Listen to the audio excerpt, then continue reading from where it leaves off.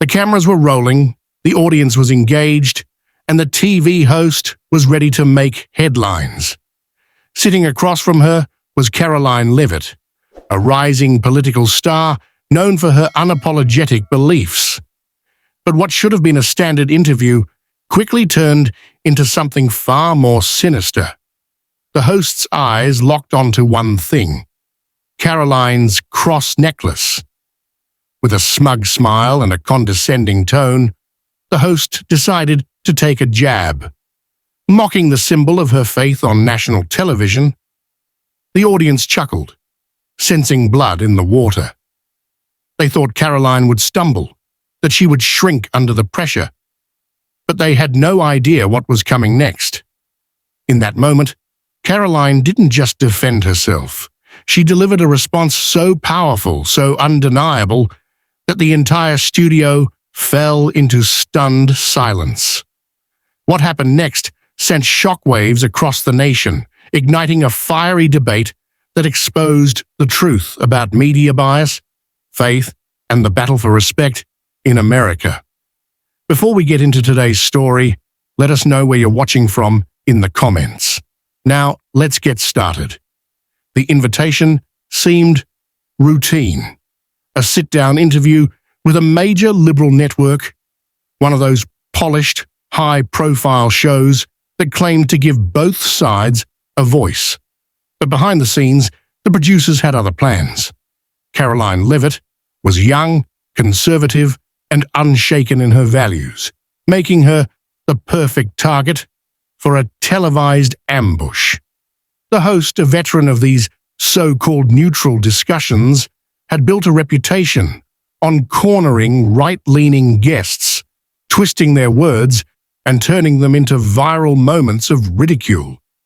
The network executives, hungry for ratings, saw an opportunity. They instructed the producers to push the segment in a more entertaining direction, meaning more conflict, more tension, and a carefully planned takedown. The research team scoured Karoline's past statements, looking for anything they could spin as controversial. But their real weapon of choice? Her faith. In the final moments before the interview, the host reviewed the notes, smirking at the planned gotcha moment. The goal wasn't a fair discussion. It was to catch Karoline off guard, provoke a reaction, and frame her as either flustered or extreme. The audience, hand-selected for their progressive leanings, was briefed on when to react, when to laugh, when to gasp, when to subtly boo. Everything was in place. The cameras started rolling. The trap was set. Karoline just didn't know it yet. The interview started off polite, almost deceptively so. The host smiled warmly, easing Karoline into a false sense of security with soft, generic questions about her career and political journey. But then, like a switch flipping, the tone shifted. The host's eyes flickered toward Karoline's necklace, a simple yet elegant gold cross resting just below her collarbone. The smirk came first, then the chuckle. "Oh, I have to ask," the host said, tilting her head in feigned curiosity. "That's quite the statement piece, Karoline. The cross, is that a political accessory, or just for show?" The audience chuckled on cue, sensing the subtle mockery in the question. Karoline straightened in her chair, immediately aware of what was happening. "It's my faith," she said firmly. "It's who I am." The host let out a theatrical gasp. "Faith, huh? Well, that's interesting, because last I checked, this country has a little thing called separation of church and state. So tell me, are you suggesting your beliefs should dictate laws for the rest of us?" More laughter. This time it carried an edge, a condescending, almost dismissive undertone that painted Karoline as outdated, out of touch. She barely had time to open her mouth before the host steamrolled ahead. "I mean, isn't it fascinating how conservatives always wave their religious symbols around, but the moment they're held accountable for their actions, Suddenly it's just my faith. The host grinned, basking in the crowd's reaction. Karoline inhaled sharply, trying to keep her composure. I wear this cross because it represents my personal beliefs. It's not about pushing anything on anyone. The host cut her off with a dramatic sigh. Oh, come on, let's be real here. A young, ambitious woman like yourself. You're using this as a brand, right? The Christian conservative card, the whole I'm a victim because I believe in God narrative. It plays well, doesn't it? Scattered applause. The audience, already primed to view Karoline as the enemy, ate it up. Some even shook their heads, smirking in agreement. Karoline clenched her jaw. That's a gross misrepresentation of my faith and who I am. I'm here to have an honest conversation, not be reduced to some honest conversation, the host interrupted, laughing. Oh, sweetheart, we are having one. It's just that maybe, just maybe, you're realizing your views don't hold up under real scrutiny. The audience erupted in laughter. A few members even clapped. Karoline tried again. Respectfully, I think it's unfair to dismiss someone's faith as a marketing tool just because it doesn't align with your worldview. The host rolled her eyes. Oh, please, let's be honest. You conservatives love playing the victim. You're wearing that necklace on national TV because you want this exact reaction, don't you? You want to act persecuted. More laughter, more nods of approval.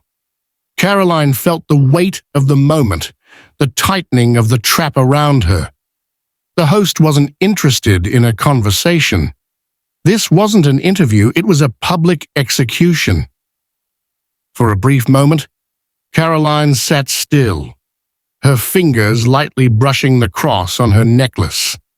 The audience's laughter still echoed in the studio, the host smirking like she had already won. But then Karoline did something unexpected. She smiled. I find it interesting, she said, her voice calm but unwavering, that in a country built on freedom of religion, you seem so eager to mock someone for expressing theirs. The smirk on the host's face flickered just for a second. Karoline leaned forward slightly, her confidence filling the room. Tell me, would you have asked a Muslim guest if their hijab was a political accessory? Would you have questioned a Jewish guest if their Star of David was just for show? Or is it only Christianity that gets treated like a punchline on this stage? A murmur rippled through the audience. Some of the smirks disappeared. The shift had begun. The host's expression stiffened, her attempt at amusement faltering. Oh, come on, Karoline. That's not what this is about. Karoline didn't let her finish. No, let's be clear about what this is. You didn't ask me about my policies, my work, or my views on the issues. You singled me out for my faith. You saw this necklace and decided it was fair game to ridicule. Why? Because in your world, traditional beliefs aren't just outdated, they're unacceptable. The audience was no longer laughing. A few were nodding, while others shifted in their seats, realizing how uncomfortable the conversation had become. The host let out a forced laugh, trying to regain control. Oh, don't be dramatic. No one's attacking you. Karoline arched a brow. You laughed at my cross. You accused me of using it as a brand. You mocked my beliefs and called it scrutiny. If I did the same to someone of another faith, you and I both know what would happen.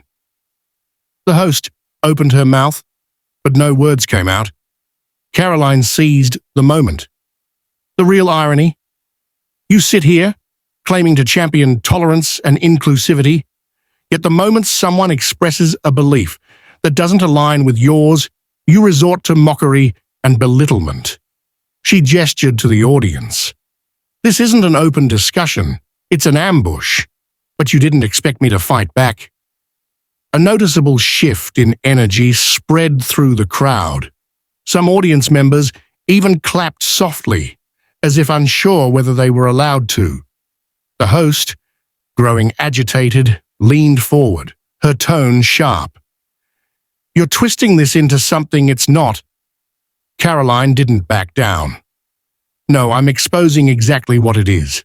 The hypocrisy, the double standards, the idea that faith is only acceptable if it's quiet, hidden, or aligned with a specific agenda." The host exhaled sharply, shaking her head. "I think you're just upset because—" Karoline cut her off, one last time, her final words delivering the knockout blow. "I'm not upset. I'm just done pretending this kind of bias isn't real. And judging by the reaction in this room, so is everyone else." The audience, now divided, erupted, not in laughter, but in applause. The host, visibly rattled, forced a tight smile, but the damage had been done. The narrative had shifted, and she knew it. The clip of Karoline's fiery response spread like wildfire the moment it hit the internet. Within hours, social media was in an uproar. The hashtags #Stand with Karoline, #Faith is not a punchline, and #Media bias exposed dominated Twitter trends, with users across the political spectrum weighing in. Some hailed her as a fearless defender of religious freedom, while others scrambled to downplay the controversy, insisting the host had simply been engaging in light-hearted banter. But the damage was already done. On TikTok, the confrontation racked up millions of views, with reaction videos dissecting every second of the exchange. Clips of the host, smirking at Karoline's cross, were freeze-framed and memed with captions like, "When tolerance is just a buzzword." Prominent influencers, journalists, and faith leaders chimed in, some praising Karoline for standing her ground, others condemning the host's blatant double standard. Even those who didn't necessarily support Karoline politically acknowledged the uncomfortable truth. If a different religious symbol had been mocked, the backlash would have been swift and severe. Mainstream media outlets tried to control the narrative, but they only fueled the fire. Left-leaning networks rushed to defend the host, spinning the moment as a misunderstanding and accusing Karoline of playing the victim. But their dismissive tone backfired spectacularly. Conservative networks and independent commentators took full advantage, replaying the footage relentlessly and asking the same pointed question: why is Christianity the only faith treated like a joke? Then came the fallout from advertisers. Major sponsors of the show, fearing brand damage, quietly began pulling their ads. First, it was a clothing brand that issued a vague statement about prioritizing inclusivity. Then, a tech company followed suit, with a spokesperson saying they did not support programming that alienated viewers based on personal beliefs.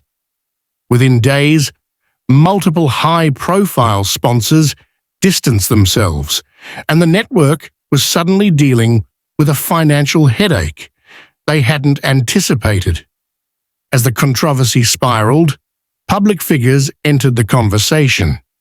High-profile politicians took to social media, with some condemning the attack on religious expression and others mockingly asking, would this have been acceptable if it were any other faith?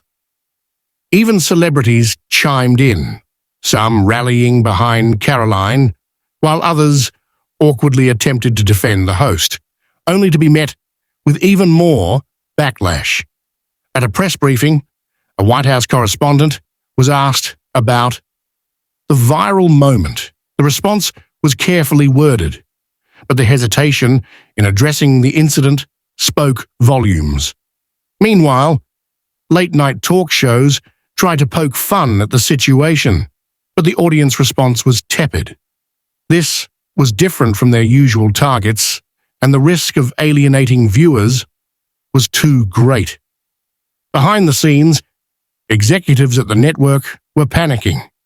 Internal sources leaked that the host had been reprimanded for letting the situation spiral out of control, and rumors swirled that a formal apology was being drafted. But the public wasn't buying it. The damage had been done, and Karoline had emerged as the clear winner in the court of public opinion. As the controversy surrounding Karoline Leavitt's on-air humiliation intensified, she decided to take matters into her own hands.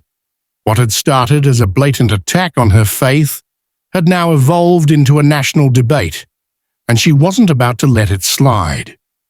With legal advisors and constitutional experts by her side, she announced her intent to file a defamation and religious discrimination lawsuit against both the network and the host personally. The legal argument was simple. The host's mocking comments, paired with the network's deliberate attempt to publicly ridicule her religious beliefs, were not just offensive, they were malicious. The lawsuit sent shockwaves through the media industry.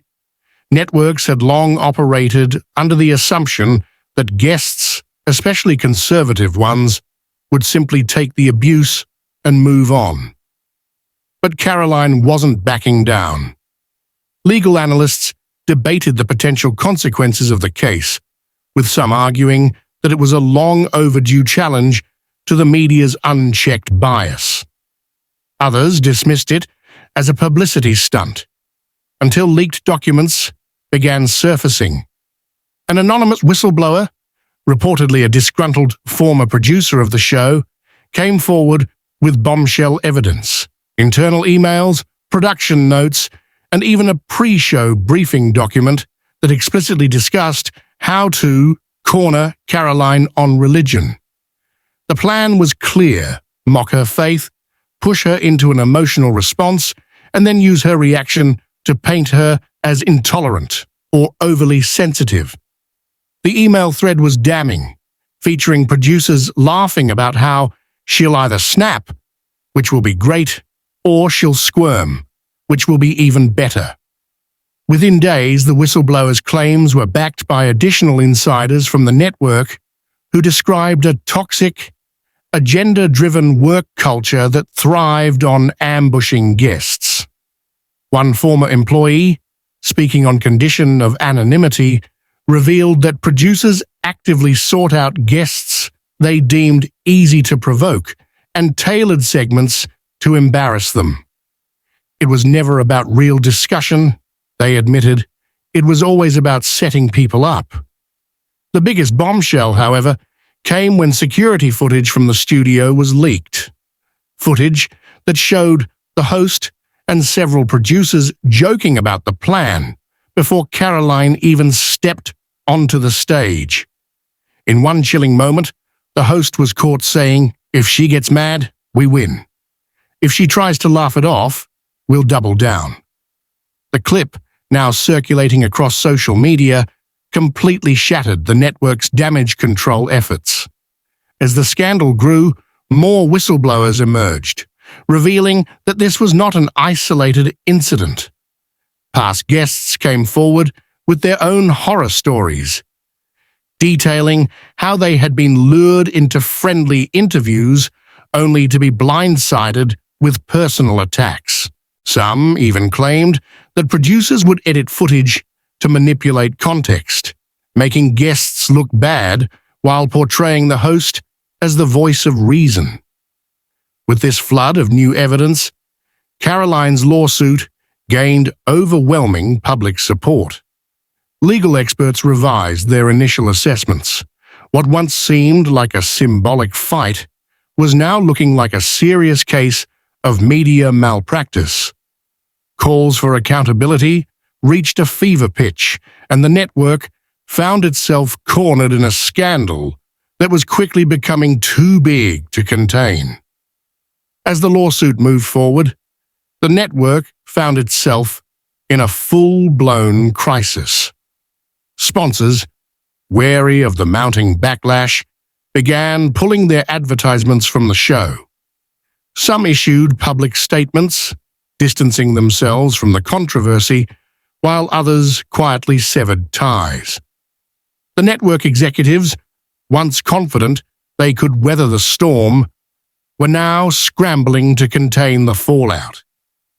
Viewership numbers plummeted as audiences boycotted the show in protest. Social media was relentless. Hashtags like Number Justice for Karoline and Number Media Corruption trended for weeks, keeping the scandal in the public eye. Then came the breaking point. Under mounting pressure and faced with undeniable evidence of a deliberate smear campaign, the network announced that the show was being pulled from the air. What was once a primetime staple had now become a liability.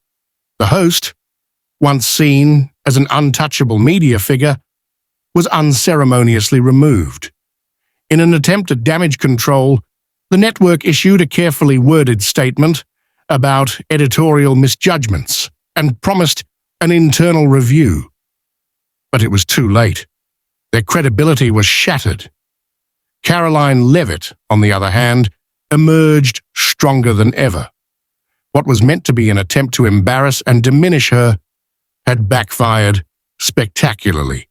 She was no longer just a political commentator, she had become a symbol of resilience against media bias. Invitations poured in from major platforms, giving her a larger audience than she had ever had before. She used this newfound influence not just to expose media corruption, but to advocate for free speech, religious freedom, and journalistic integrity.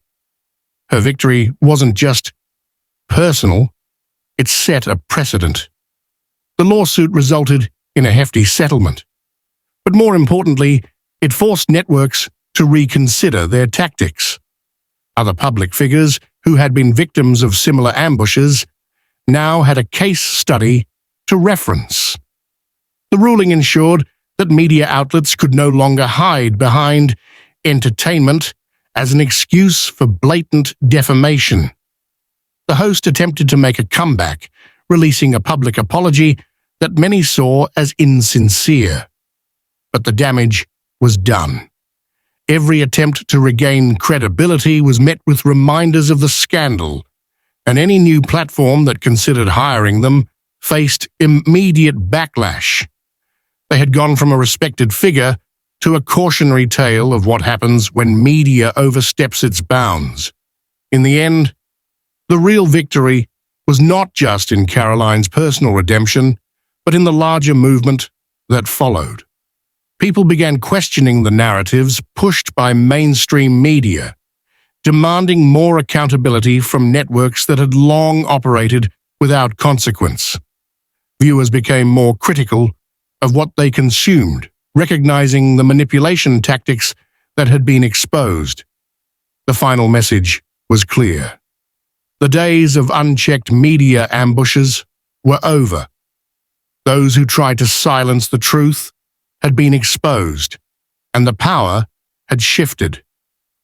Karoline stood tall, not just as a survivor of the attack, but as a force to be reckoned with.